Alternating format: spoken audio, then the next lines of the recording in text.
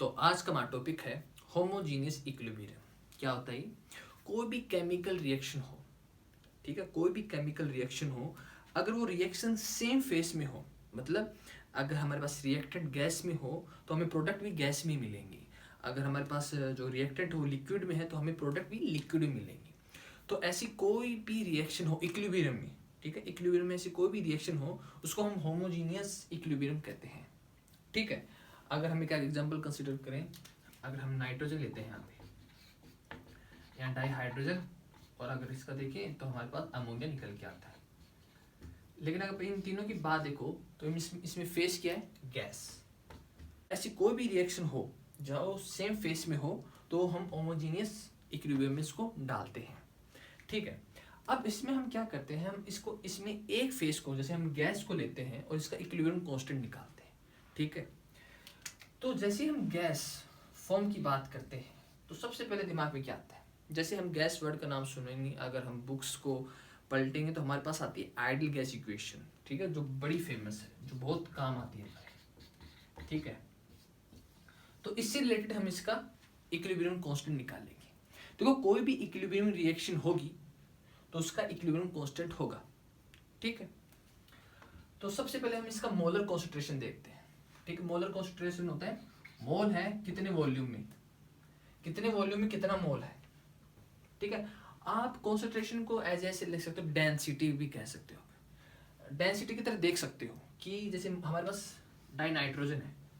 ठीक है, मान लो कि इसका ये वॉल्यूम है नाइट्रोजन का। ठीक है, डाई नाइट्रोजन ये गैस फॉर्म है और इसका ये हमारे पास क्या है, ये इसका वॉल्यूम है, इतनी जगह में ये है। ठीक है, तो ये इसका कॉन्सेंट्रेशन हो जाएगा, है ना। कि मान लो ये हमारे पास 3 है, हमारे पास 3 डाइनाइट्रोजन के मॉलिक्यूल्स हैं और इतने स्पेस में है। ठीक है, तो इतने वॉल्यूम तक हमारे पास मोल 3 है और ये कितना वॉल्यूम है, तो ये इसका हो जाता है मोलर कॉन्सेंट्रेशन।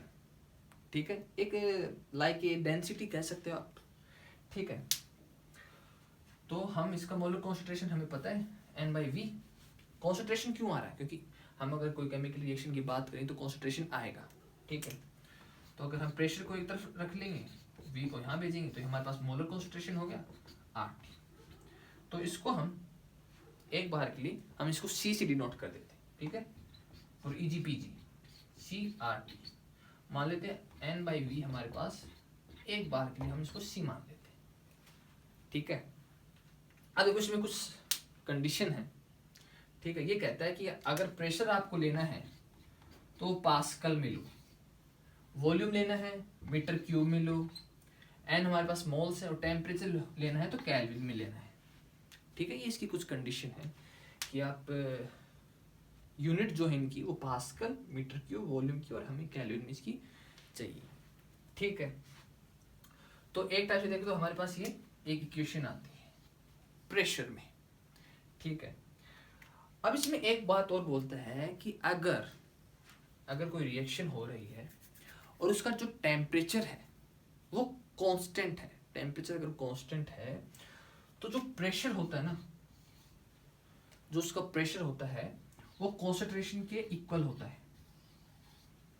उस रिएक्शन की कॉन्सेंट्रेशन, जो रिएक्टेंट है, जो हमारे पास ये रिएक्टेंट हो, तो प्रेशर इनके इक्वल होगा, डायरेक्टली प्रोपोर्शनल होगा अगर टेम्परेचर कांस्टेंट है। क्यों? देखो, अगर सिंपल सी बात है, अगर हम कॉन्सेंट्रेशन को समझें तो कॉन्सेंट्रेशन क्या है, ये वॉल्यूम है, इसमें हमारे पास डाइनाइट्रोजन या हाइड्रोजन हो, इतने वॉल्यूम हमारे पास ये है।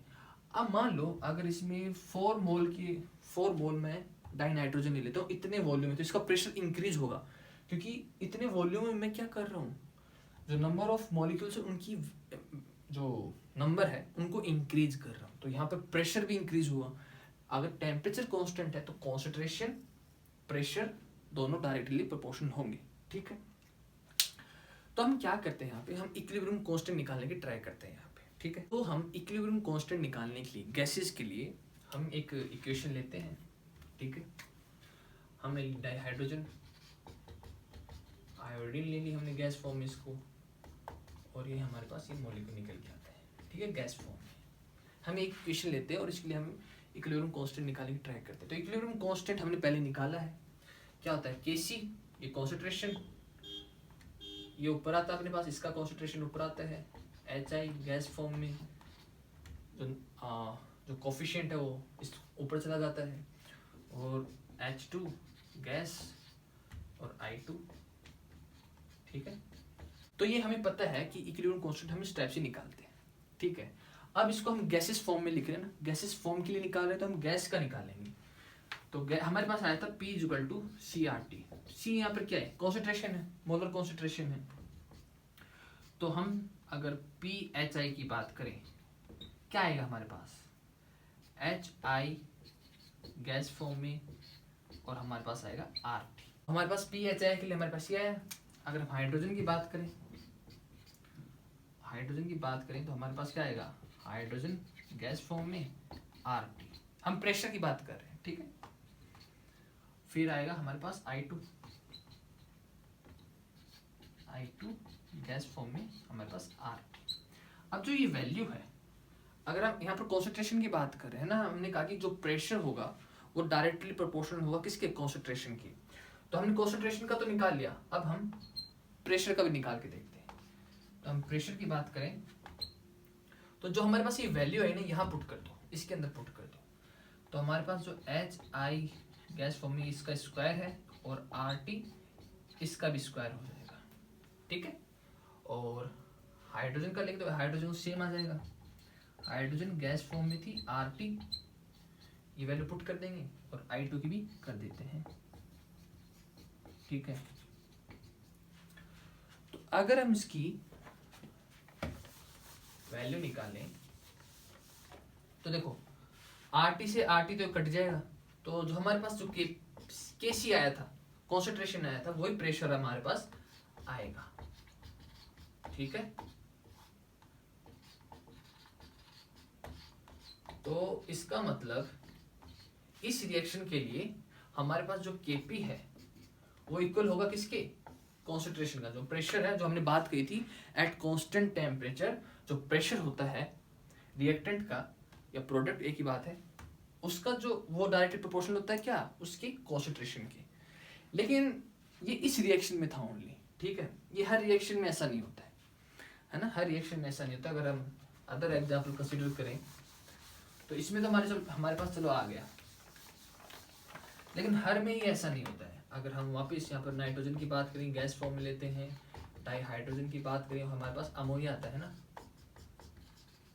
अगर इसके लिए हम निकालें तो पहले कैसे निकाल लेते हैं, कॉन्सेंट्रेशन क्या आता है, NH3 गैस फॉर्म है, ठीक है, N2 गैस फॉर्म है, H2 हमारे पास गैस फॉर्म है।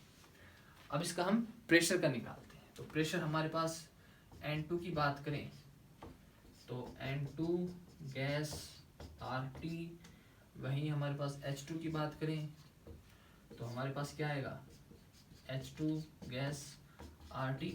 देखो यहाँ पर जो वैल्यू होती है मोलर कॉन्सेंट्रेशन होती है इनकी वैल्यू, ठीक है। नहीं ये हम यहाँ पर जो हमारे पास जो भी मॉलिक्यूल है इसकी जो कॉन्सेंट्रेशन जो वैल्यू होगी वो यहाँ पुट करते हैं, ठीक है। और यहाँ CRT, तो यहाँ पे हमारे पास क्या था, कॉन्सेंट्रेशन, ठीक है। आगे देखें तो हमारे पास क्या है नेक्स्ट, N2NH3। तो NH3 का प्रेशर देखेंगे तो वही हमारे पास ऐसे आ जाएगा, ठीक है। अब ये वैल्यू इसमें पुट कर दो, प्रेशर के निकालेंगे, जो इक्विलिब्रियम कांस्टेंट है वो हम प्रेशर के लिए निकालते हैं, ठीक है। तो अगर हम NH3 की बात करें, स्क्वायर है तो RT का भी स्क्वायर हो जाएगा। नाइट्रोजन का निकालें तो नाइट्रोजन की तो सेम ही रहेगा, ठीक है। और हाइड्रोजन का निकालें तो हाइड्रोजन का RT क्यूब होगा, क्योंकि इसमें कितनी वैल्यू है, 3। तो अगर हम इसमें कैलकुलेट करें तो एक R से तो ये कट गया, एक से ये कट गया, तो हमारे पास अगर Kc और Kp को कंपैरिजन करें तो हमारे पास Kc Kp अपॉन RT का स्क्वायर आता है। तो इसका मतलब इस इक्वेशन में जो कॉन्सेंट्रेशन है, इक्विलिब्रियम कांस्टेंट जो कॉन्सेंट्रेशन है और जो उसका प्रेशर है इक्वल नहीं है। तो इसका मतलब ये है कि जो कॉन्सेंट्रेशन होता है और जो प्रेशर होता है वो हर इक्वेशन में, हर रिएक्शन में हमें सेम नहीं मिलता है, ठीक है। तो इसी को देखकर इसी सिचुएशन को देखकर इसका हम एक फॉर्मूला डिराइव कर लेते हैं, ठीक है। अगर हमें डायरेक्ट हमें इक्विलिब्रियम कांस्टेंट जानना है इन गैसीय स्टेट प्रेशर में, तो हम इसके लिए एक फॉर्मूला डिराइव कर लेते हैं, ठीक है। मान लो हमारे पास कोई रिएक्टेंट है ए, ये कोफिशिएंट है, मतलब 3, 2, 4 होता है ना, ये हमारे पास बी कोफिशिएंट, ये रिएक्टेंट हो गए, हमें कोई प्रोडक्ट मिलता है, ठीक है, आटे से रोटी, ये हमारे पास आटा है, इससे हमें रोटी मिली, ठीक है, एग्जाम्पल। अब इसके हम क्या करते हैं, इसके लिए हम केपी निकालते हैं, प्रेशर का इक्विलिब्रियम कांस्टेंट निकालते हैं।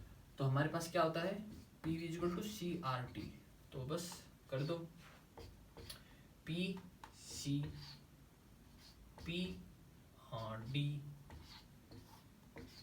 P A pressure P B, ठीक है। और जो वैल्यू है वो पुट कर देते हैं इसके अंदर हम, तो हमारे पास क्या आ जाएगा, C के ऊपर C, D के ऊपर D, इसका coefficient R T C plus T, ठीक है। आर टी जो इनका वैल्यू होगी C प्लस D में हमारे पास आ जाएगी, ठीक है। और नीचे हमारे पास A आ जाएगा, A B का B, और इसका भी आर टी हमारे पास A प्लस B आ जाएगा, ठीक है।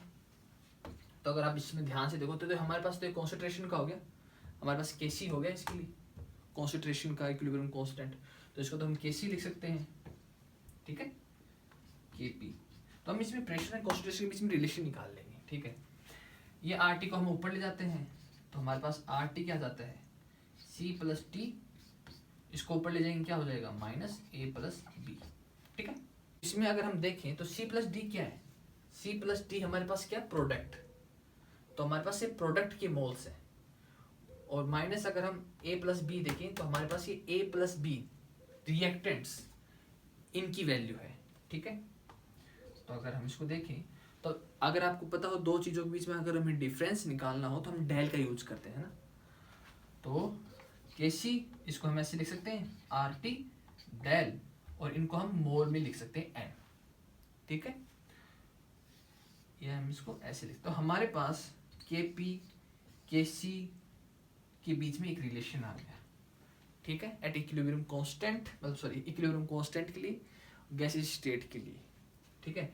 एन जो यहाँ हमारे पास होगा वो होगा कि जो नंबर ऑफ मोल्स हैं, जो हमारे पास जो आटे की जो हमारे पास नंबर ऑफ मोल्स है, कितने किलो में हमारे पास आटा है, एग्जाम्पल, सॉरी रोटी, हमें कितनी रोटी बनी है माइनस कर दो कितने आटे से बनी है, तो हमारे पास एन क्या होगा, माइनस प्रोडक्ट के मोल्स, प्रोडक्ट के मोल्स माइनस रिएक्टेंट के मोल्स, ठीक है। बड़ा सिंपल है, कुछ भी नहीं है इसमें, एक्चुअली हम कॉन्सेंट्रेशन और प्रेशर के बीच में रिलेशन ढूंढ रहे थे, तो हमें वो मिल गया, ठीक है।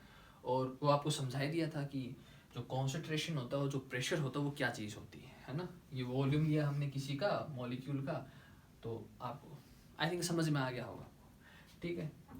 तो अगर हम कुल मिला के देखें तो हम गैसीय स्टेट में बात करें होमोजेनियस इक्विलिब्रियम की, तो अगर हम बात करें तो हमारे पास एक ये इक्वेशन निकल के आती है इक्विलिब्रियम कांस्टेंट के लिए, ठीक है। इक्विलिब्रियम कांस्टेंट पता है आपको, जहाँ जो रिएक्शन रिवर्सिबल हो, मतलब जो हमारे पास रिएक्टेंट हो वही हमें प्रोडक्ट मिले, और जो प्रोडक्ट से वापस वही रिएक्टेंट मिल जाए, रिसाइकल होना है ना, रिसाइकल थोड़ा अलग हो जाता है, इसमें तो टोटली हमें कुछ नहीं मिलता, रिएक्टेंट से प्रोडक्ट बन गया, प्रोडक्ट से रिएक्टेंट बन गया, तो इसमें कोई नेट चेंज नहीं होता इसके अंदर, रिसाइकल तो अलग चीज़ होती है, ठीक है। तो इसमें हमारे पास नेक्स्ट टाइप ऑफ रिएक्शन आती है हेट्रोजीनियस इक्विलिब्रियम स्टेट, ठीक है। हेट्रो होमोजीनियस इक्विलिब्रियम स्टेट में क्या था कि जो भी केमिकल रिएक्शन हो वो एक ही फेस में हो, लेकिन हेट्रो में क्या कहता है कि एक से ज़्यादा फेस हो सकते हैं, ठीक है, उसमें एक से ज़्यादा फेस हो सकते हैं। जैसे हमारे पास H2O है, ठीक है, ये हमारे पास लिक्विड में है, ठीक है, इसको हमने कुकर में रखा, इसको स्टोव पे रखा और इसको हीट मिली, तो ये क्या स्टीम में चेंज, मतलब गैस में चेंज हो जाएगा, ठीक है। तो हमारे पास यहाँ पर क्या आती है, गैस, तो देखो यहाँ पर हमारे पास लिक्विड है और यहाँ हमारे पास गैस है, जहाँ एक से ज़्यादा फेस हो कोई भी केमिकल रिएक्शन वो आती है हेट्रोजीनियस इक्विलिब्रियम स्टेट में, ठीक है। इसमें क्या होता है कि अगर आपके पास प्योर सॉलिड हो या लिक्विड हो, तो उनका जो कॉन्सेंट्रेशन होता है उनका जो कॉन्सेंट्रेशन होता है वो कांस्टेंट होता है, ठीक है, उनका जो कॉन्सेंट्रेशन होता है वो कांस्टेंट होता है। देखो कैसे, अगर हम बात करें, मैंने गैसियस स्टेट में बताया है कि अगर कोई मॉलिक्यूल है, तो अगर हमने नाइट्रोजन की बात की थी, डाइनाइट्रोजन की बात की थी, ठीक है, ये इतने स्पेस में है, ये मान लो 4 हमारे पास 4 मोल है डाइनाइट्रोजन की, और ये इतने वॉल्यूम में है, लेकिन ये क्या है, ये गैसियस स्टेट में है, गैस फॉर्म में है, तो ये क्या कर सकता है, ये एक्सपेंड कर सकता है, ठीक है, ये एक्सपेंड कर सकता है क्योंकि गैस फॉर्म में है ये, ठीक है। इसका अगर वॉल्यूम इसका एक्सपेंड हो सकता है तो ये भी एक्सपेंड हो सकता है, लेकिन अगर हम प्योर सॉलिड और प्योर लिक्विड की बात करें तो इनका जो वॉल्यूम होता है ये फिक्स होता है, ठीक है, ये इनका जो वॉल्यूम होता है वो फिक्स होता है। देखो सॉलिड फिक्स होता है ना, गैस तो फैल सकती है, लिक्विड भी फैल सकता है, लेकिन हम प्योर लिक्विड की बात कर रहे हैं, तो प्योर लिक्विड में क्या होता है, इनका जो वॉल्यूम होता है ना, इनका जो वॉल्यूम होता है वो फैलता नहीं है, वो एक्सपेंड नहीं होता है। तो यहाँ पर क्या होता है, जैसे अगर इसमें हमने अगर CaO रखा सॉलिड फॉर्म में, तो ये फैलेगा नहीं, एक्सपेंड नहीं होगा, एक लिमिट तक ही इसके अंदर इसके मोल आएंगे, ठीक है, एक लिमिट में ही इस वॉल्यूम इसके मोल होंगे। इसका मतलब अगर मान लो इसमें टू हमारे पास इसके मोल हैं, तो 2 ही रहेंगे इतने वॉल्यूम में, इसको हम बढ़ा और घटा नहीं सकते, लेकिन गैस फॉर्म में हम ये ऐसा कर सकते हैं, ठीक है। तो इसका मतलब है कि जो सॉलिड और लिक्विड होते हैं वो हमारे पास कांस्टेंट होते हैं, ठीक है। जैसे एक एग्जांपल से समझते हैं, तो इसको हम भाई एग्जांपल समझते हैं, ठीक है। हमारे पास कैल्शियम कार्बोनेट है, ठीक है, सॉलिड फॉर्म में है, इसको हमने हीट दी तो हमें इससे प्रोडक्ट मिलते हैं, ठीक है, एक सॉलिड फॉर्म मिलेगा और एक हमें गैस फॉर्म में मिलेगा, ठीक है। तो इस रिएक्शन की अगर हम इक्विलिब्रियम कांस्टेंट की बात करें तो वो क्या होता है हमारे पास, Kc लेंगे सबसे पहले, तो हमारे सबसे पहले क्या होता है, प्रोडक्ट की मोलर कॉन्सेंट्रेशन क्या होती है अपॉन में जो हमारे पास रिएक्टेंट है उसकी मोलर कॉन्सेंट्रेशन। लेकिन हमने क्या कहा कि इसमें जो सॉलिड होता है और जो लिक्विड होता है उसकी जो कॉन्सेंट्रेशन होती है वो कांस्टेंट होती है, मतलब आगे पीछे नहीं हो सकती, बढ़ नहीं सकती, ठीक है। तो यहाँ हम केवल गैस फॉर्म को ही कंसिडर करेंगे, ठीक है, ओनली हम गैस फॉर्म को ही लेंगे। मतलब हेटेरोजीनियस इक्विलिब्रियम की बात करें और अगर हमें उसकी इक्विलिब्रियम कांस्टेंट की बात करनी है तो ऐसी वैल्यू लेंगे जो चेंज हो रही हो, ठीक है, जो कांस्टेंट ना हो, जो कॉन्सेंट्रेशन जिसका कांस्टेंट ना हो, तो इसको हम नेग्लिजिबल मान लेंगे दोनों को, और हमारे पास क्या आ जाएगा, CO2 फॉर्म में आ जाएगा, ठीक है। मतलब इसकी हम कोई भी रिएक्शन हो हेटेरोजीनियस में उसमें हम केवल गैस फॉर्म वाले को लेंगे, उसके अलावा नहीं लेंगे, ठीक है। सॉलिड एंड लिक्विड को नहीं लेंगे, बाकी सभी को लेंगे, ठीक है। तो अगर इसके हम प्रेशर की बात करें तो प्रेशर क्या होता है अपने पास, प्रेशर होता है CRT, तो मोलर कॉन्सेंट्रेशन और RT, सिंपल, ठीक है। ये हमारे पास होगा हेटेरो, होमो में होता है एक ही फेस में होगा और हेटेरो में होता है डिफरेंट फेस में हमें मिल सकता है, ठीक है। तो आई थिंक होमो और हेटेरो आपको दोनों समझ में आ गया होगा।